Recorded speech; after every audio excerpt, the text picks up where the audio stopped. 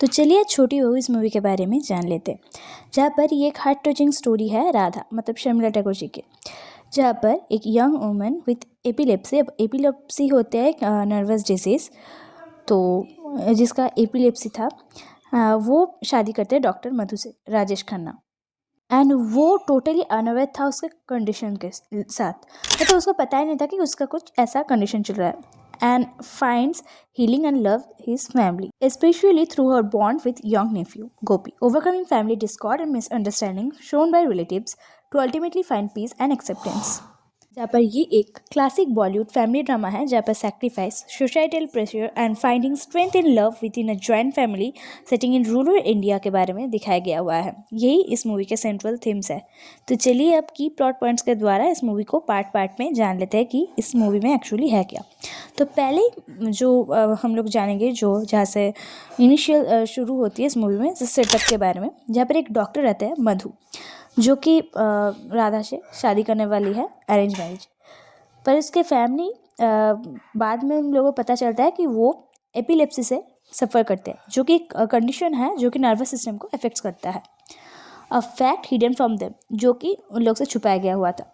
Second number पर आता है बॉन्डिंग विद गोपी। राधा के कंडीशंस इम्प्रूव होते रहता है, जहाँ पर वो एक डीप मैटरनल बॉन्ड मतलब करी थी मधु के यंगर नेफ्यू गोपी से, जो कि जिस रोल को प्ले करे थे महमूद जियार जी ने। एंड वो अपने उस नेफ्यू को अपने माँ जैसे देखने लगी। थर्ड नंबर पर आता है फैमिली कॉन्फ्लिक्ट। मधु के सिस्टर पारो आती है with a mysterious son Neeku, and जहाँ पर वो दोनों मिलकर मिसअंडरस्टैंडिंग क्रिएट करती है, जहाँ पर एक रिफ्ट तैयार होती है उन लोग की जॉइंट फैमिली में बिटवीन राधा एंड गोपी, जहाँ पर राधा की हेल्थ फिर से डिक्लाइन होने लगता है। फोर्थ नंबर पर आता है रेजोल्यूशन। नीकू अनकवर करती है गोपी के जो डर था उसके पीछे का ट्रूथ, दैट कि राधा मर जाएगा if he left her, that Radha would die if he left her, मतलब राधा को अगर वो छोड़ देगा तो वो मर जाएगा। Leading to reconciliation, Gopis return to Radha and healing for all involved, highlighting themes of sacrifice and family love.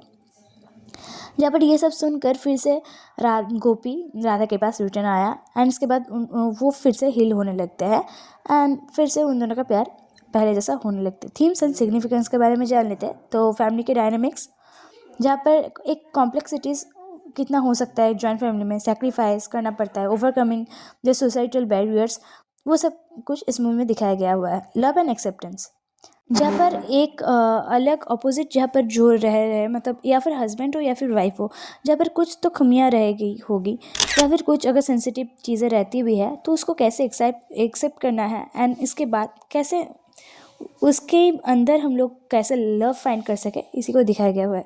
Resilience, जहाँ पर राधा की स्ट्रेंथ को दिखाया गया हुआ है उसके जर्नी के थ्रू।